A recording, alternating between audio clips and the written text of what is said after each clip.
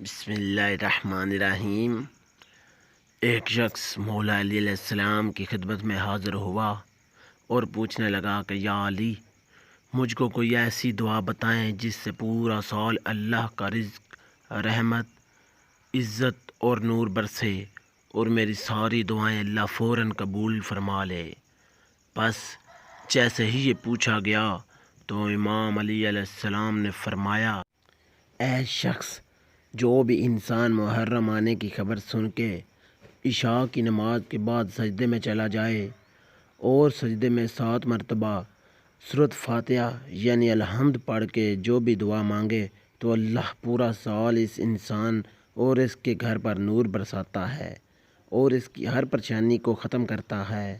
اور اس انسان کے لیے رزق، عزت اور دولت کے خزانے کھول دیتا ہے اور اس شخص کی ساری دعائیں قبول فرماتا ہے۔